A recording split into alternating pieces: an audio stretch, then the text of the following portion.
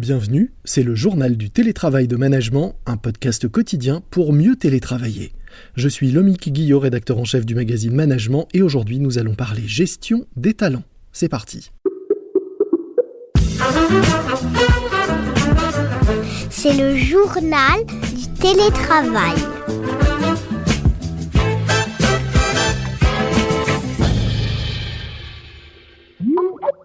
Aujourd'hui, dans le journal du télétravail de management, je reçois Alexandre Pachulski, l'un des cofondateurs de Talentsoft. Talentsoft, c'est sans doute l'un des éditeurs de solutions de gestion des ressources humaines les plus connus. Vous avez peut-être été recruté via les outils de Talentsoft, ou c'est sur cette plateforme que vous avez ou que vous allez peut-être passer votre entretien annuel notamment. Bonjour Alexandre. Bonjour. Votre plateforme est utilisée par de nombreuses entreprises partout dans le monde. Est-ce qu'avec la crise qu'on a connue, on vous a demandé des outils spécifiques, des évolutions de votre outil afin de mieux accompagner les salariés qui se sont retrouvés du jour au lendemain confinés et en télétravail? Alors j'ai envie de dire oui et en même temps non. Le non, c'est parce qu'il y a eu une telle panique qu'en fait on nous a rien demandé. C'est nous qui sommes allés à la rencontre finalement des clients après nous-mêmes notre effet panique d'une petite semaine, je dirais. En fait, on a toutes et tous appelé les clients pour leur dire comment est-ce que l'on peut vous aider. Et là, ils nous ont dit effectivement, oui, on a des besoins spécifiques. Le premier, c'était évidemment concernant toute la dimension d'apprentissage, puisque très rapidement, il y a eu des règles sanitaires nouvelles, donc il y a dû avoir une adaptation au niveau des pratiques, et ils nous ont demandé de créer du contenu spécifique pour partager ces nouvelles pratiques et ces nouvelles réglementations avec tout le monde. Donc ça, c'est de la formation. C'est vraiment de la formation. Et puis de l'autre côté, les entretiens annuels avaient fixé les objectifs début janvier. Je ne vous cache pas que la pertinence de ces objectifs à l'annonce du confinement a été quand même légèrement chamboulée. Et donc, on a un outil qui s'appelle Conversation Continue. C'est en fait une gestion des objectifs qui n'est pas à l'année, mais qui est plutôt lié à des projets, qui est un peu plus court terme. Ça a permis en fait aux managers de reconfigurer leurs équipes sur de nouveaux objectifs et tenter de les aligner à distance sur un temps court. Un autre point, on parle aussi de vos outils pour tout ce qui concerne l'onboarding, l'arrivée de nouveaux salariés dans les entreprises. Alors, c'était sans doute pas la priorité du moment pendant cette période. Malgré tout, certaines embauches ont pu continuer et avoir lieu. Est-ce que là aussi, vous avez apporté une aide différente à vos clients? L'accès à notre plateforme permet finalement très simplement de communiquer avec des gens qu'on voit plus. On a un petit widget qui partage des news, donc ça permet aux onboardés d'avoir quand même accès à ce qui se passe dans l'entreprise, bien qu'il n'y se passait plus rien physiquement, il se passait plein de choses à distance. C'était aussi créer un parcours où on va découvrir l'aspect soft de l'entreprise, qui fait quoi, qu'est-ce qui se fait comme projet, ça valait toujours, donc là aussi on a aidé les RH et managers à le faire à distance. Autre forme de recrutement ou d'onboarding, celui qu'on fait en interne avec toute la mobilité interne que votre outil permet notamment de favoriser. Et de plus en plus, grâce à une acquisition que vous venez de réaliser avec la startup Crafty, qui permet en gros de lister les compétences d'un collaborateur grâce à des outils d'intelligence artificielle. Première question, quelles sont les compétences clés dont va avoir besoin un télétravailleur et comment demain, à distance, pouvoir repérer les éléments les plus prometteurs? Alors la première chose finalement que j'ai envie de dire comme compétence, c'est pas la compétence du manager, c'est la compétence du manager à être extrêmement clair sur ce qu'il va attendre de son équipe.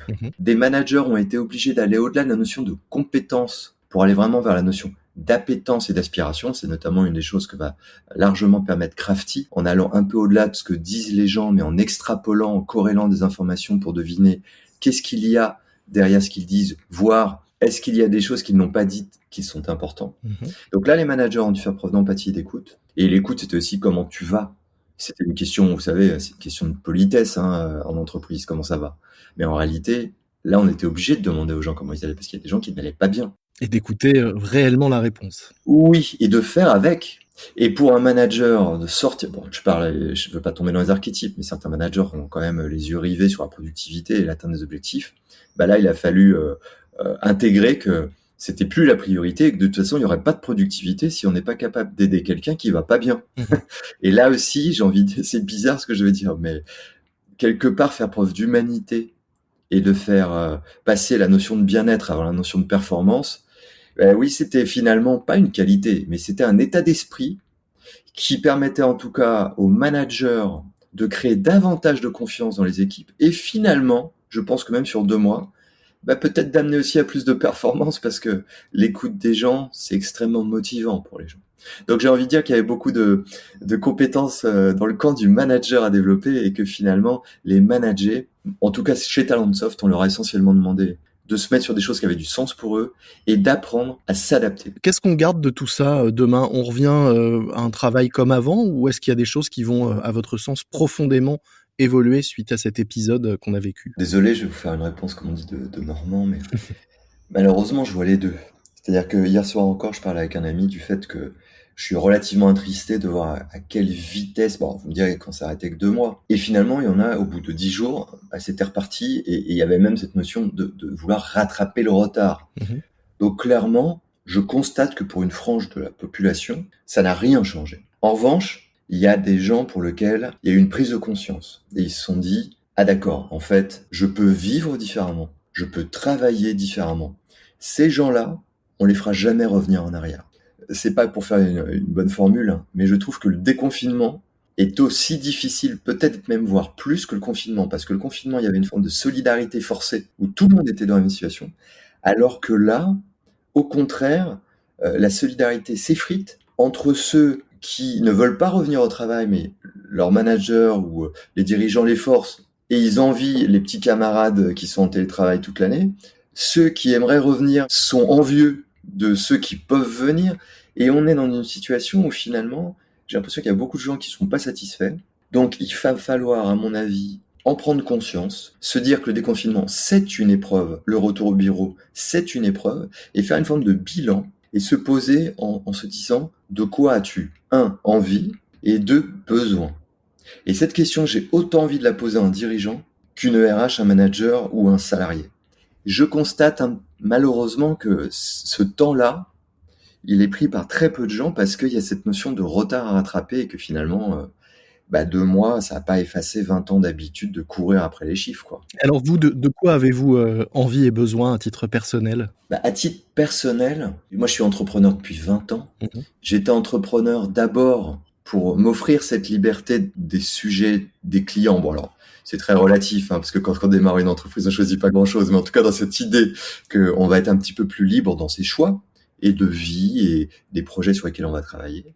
Et finalement, assez vite dans mon aventure, le but de mes entreprises, ça a été d'offrir ça aux autres. Donc de quoi j'ai envie? Finalement, j'ai envie et besoin de la même chose que depuis 20 ans, sauf que cette fois-ci, j'aimerais que ce soit largement partagé. Et j'aimerais vraiment offrir, c'est ce qui me tient le plus à cœur, à tous les gens qui travaillent avec moi et qui travaillent dans les entreprises clientes, qu'on leur dise le travail, c'est pas forcément dur, c'est pas forcément une souffrance. Et tu peux combiner tes envies personnelles aujourd'hui avec les contraintes professionnelles, parce qu'il y a aussi des contraintes dans le monde professionnel.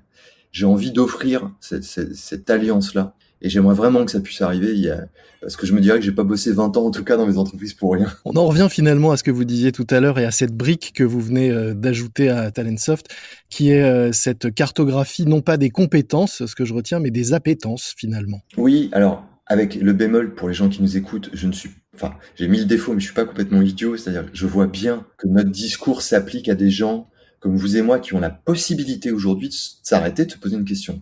Comme on l'a souvent souligné dans les fameux travailleurs du réel qui ont été tellement mis en avant, heureusement, pendant cette crise, tout le monde n'a pas la possibilité de se poser la question, tout le monde n'a pas la possibilité non plus de mettre ses appétences en avant parce que toutes les entreprises, malheureusement, n'écoutent pas les appétences des gens. Mmh. Donc, on est là aussi sur une forme d'injustice, c'est vrai, il faut le reconnaître, entre ceux qui ont le luxe de se poser la question et qui ont le luxe, encore plus luxueux, d'être écoutés au sein de l'organisation, et ceux à qui on ne demande pas leur avis. Je crois qu'on doit se concentrer aujourd'hui, pas sur vous et moi en fait, mais plutôt sur ceux qui n'ont pas aujourd'hui la possibilité, parce qu'ils n'ont pas le temps ou on ne leur offre pas la possibilité de le faire. Et pourquoi c'est indispensable à mon avis?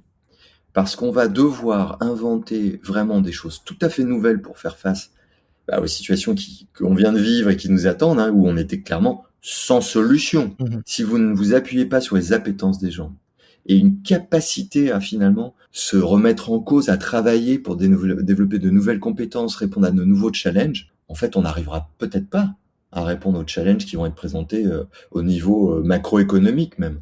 Donc, c'est quasiment pour la société vital, à mon avis, de s'appuyer sur les appétences pour inventer ce dont la société, ce dont les organisations vont avoir besoin, sans même parler de l'aspect humaniste de vivre dans une société où on écoute un peu plus les gens et on les asservit pas 45 ans, mais on leur offre la possibilité de s'épanouir au travers de ce qu'ils font.